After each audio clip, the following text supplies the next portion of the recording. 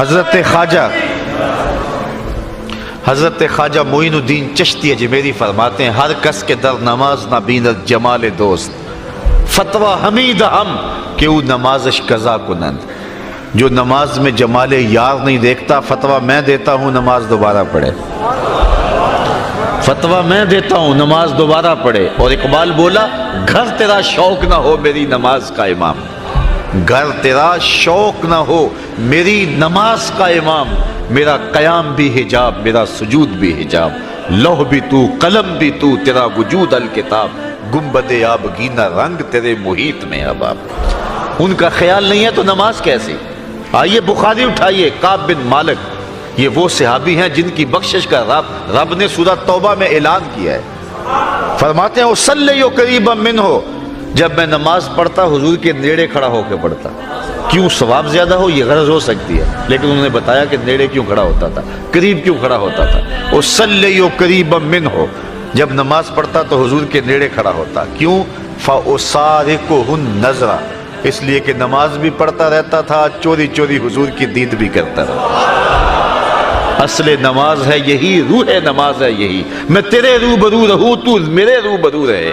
دل میں ہو یاد تیری در پہ سرے نیاز ہو. وہ بھی کوئی نماز ہے یار نہ ہو نماز ہو. جب السلام علیکہ ایھا النبی پڑھیں گے تو خیال کے بغیر گزر جائیں گے. کیسے گزریں گے؟ امام غزالی تو یہاں تک بولے کہ اے نمازی پہلے نبی کو دل میں حاضر کر لے پھر نقشہ پکا لے.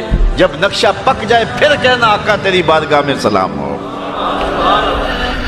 تو حسین ابن علی کبھی حضور کے کندھوں پہ سوار ہیں، کبھی حضور کی پشت پہ سوار ہیں. کبھی حضور علیہ الصلوۃ والسلام حسین ابن علی کے دونوں پاؤں اپنے پاؤں پہ رکھتے ہیں اور ان کے ہاتھ پکڑ لیتے ہیں اور فرماتے ہیں بیٹے چڑھتے آؤ. پھر حسین ابن علی رضی اللہ تعالیٰ عنہ کے پاؤں حضور کی پنڈلیوں پہ فرمایا اور آگے آؤ. پھر ان کے پاؤں حضور علیہ الصلوۃ والسلام کے زانوؤں پہ آ جاتے ہیں. پھر ان کے پاؤں حضور کے پیٹ پہ آ جاتے ہیں اور پھر حضور کھینچ کے حضرت حسین کے منہ میں اپنی زبان دے دیتے ہیں. اور کبھی یہ منظر بھی رقم ہوا کہ رسول اللہ نے ارشاد فرمایا حسین منی وانا من حسین. حسین مجھ سے ہے اور میں حسین سے ہوں. یار نبی رحمت صلی اللہ علیہ وسلم نے حسین ابن علی کے لیے یہ پیار کیا اور یہ محبتیں نچھاور کی. اب مولا کائنات سیدنا علی المرتضیٰ کے اس فرزند کو کربلا میں دیکھو کہ اس پیار کا جواب کیسے دیا. جب نبی کے دین کا پرچم گرنے لگا تو جس شخص نے سب پوری قوت کے ساتھ کھڑے ہو کر کے نبی کے دین کی گرتی ہوئی قدروں کو پامال ہونے سے بچایا، گھوڑوں کی ٹاپوں سے خود پامال ہو گیا لیکن نبی کے دین کو پامال نہیں ہونے دیا، اسی شخص کا نام حسین ابن علی. قرآن کافی ہے، وافی ہے، ہماری ضروریات کا کفیل ہے، لیکن اہل بیت کے دامن کو بھی تھامنے کی تلقین کی گئی. تو اس کا جواب یہ ہے کہ قرآن تھیوری ہے، اہل بیت اس کا پریکٹیکل ہے. تھیوری دیکھنی ہے تو قرآن کو دیکھ لو اور پریکٹیکل دیکھنا ہے تو کربلا کے تپتے ہوئے ریگزار میں حسین ابن علی کو دیکھ لو. تھوڑے دکھ نہیں آئے تھے جتنے دکھ امام پاک کو کربلا میں پہنچے. کو ہمالیہ پہ بھی آتے تو اس کا پتا بھی پانی ہو جاتا. اس عمر کا شخص میدان میں 10 مرتبہ چکر لگا لے تو ہانپنے لگے اور جو ہے وہ اس کی سانس سے سانس نہ جڑے. لیکن تاریخ نے بتایا اس بڑھاپے کے باوجود برستے تیروں میں حضرت امام حسین 71 لاشیں لینے گئے. ایک بار نہیں، 2 بار نہیں، 71 بار جاتے ہیں. اور کبھی بھائی کی لاش اٹھا کے لاتے ہیں، کبھی بیٹے کی لاش اٹھا کے لاتے ہیں. یہاں تبھی موت سے کوئی کسی کا جوان بیٹا مر جائے نا تو پورا محلہ تسلی دینے والا ہوتا ہے، لیکن باپ کو پھر بھی سنبھالنے سے جو ہے وہ تسکین نہیں آ رہی ہوتی. جنازہ اٹھتا ہے 10 آدمی اس کو سہارا دے کے قبرستان میں لے جا رہے ہوتے ہیں. صاحب یہ کون ہے؟ کہا اسی کے تو جوان کی لاش جا رہی ہے.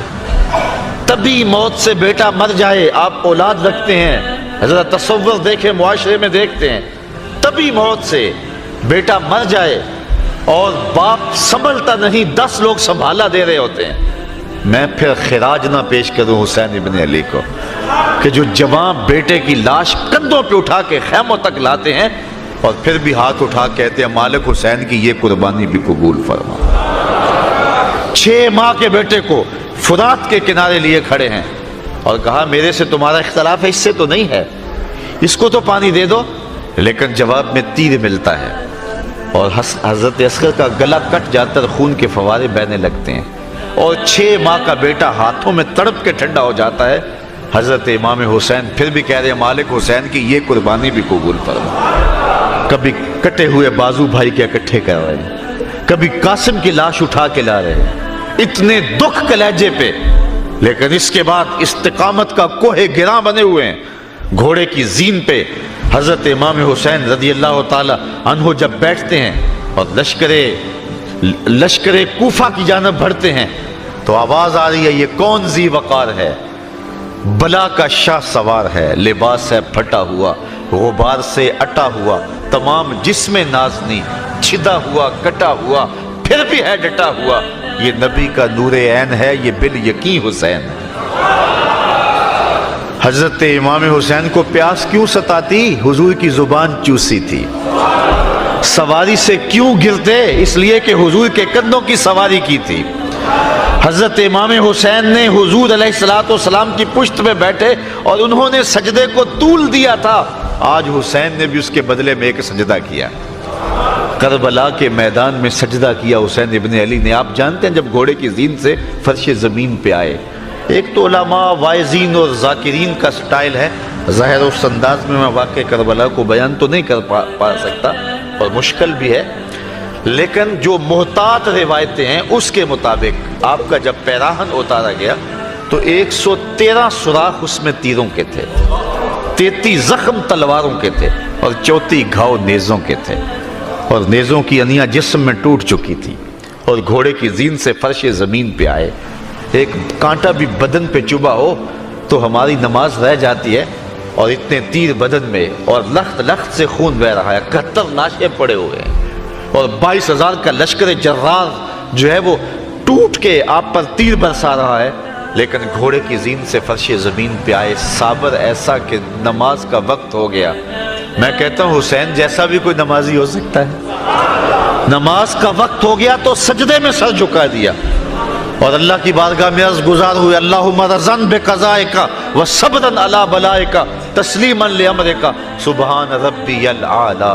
مالک دکھ سہ کے، تکلیفیں برداشت کر کے، بیٹے کٹوا کے، خاندان لٹا کے، تیرا حسین تیرے پہ پھر بھی راضی ہے، تو بھی بتا تو بھی حسین پہ راضی ہوا ہے یا نہیں ہوا؟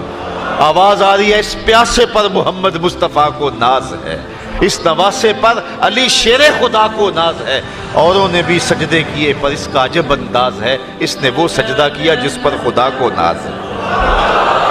ایسا لمبا سجدہ کسی نے نہیں کیا ہوگا۔ آپ جانتے ہیں کہ دست قاتل نے اس وقت سر انور کاٹا جب سجدے میں جھکا ہوا تھا۔ عرفات کا میدان ہے، ایک صحابی نے حضور کو آ کے بتایا کہ ایک شخص تلبیہ پڑھتا ہوا اونٹ پہ آ رہا تھا اور گر گیا اور گردن کی ہڈی ٹوٹ گئی اور وہی موت واقع ہو گئی۔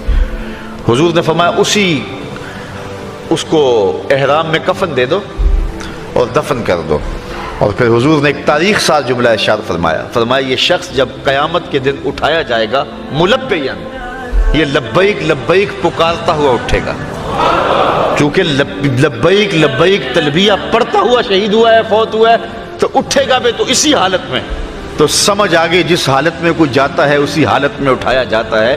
تو پھر اس ضابطے کے تحت اور طرح اٹھیں گے، لیکن حسین ابن علی کا سر قیامت کے دن سجدے سے اٹھایا جائے گا۔ تو حسین آج بھی سجدے میں ہے، اتنا لمبا سجدہ کسی نے نہیں کیا جتنا لمبا حسین ابن علی نے کیا ہے۔ اگر نبی نے سجدے کو طول دیا تھا پھر حسین نے بھی ایسا سجدہ کر کے دکھایا۔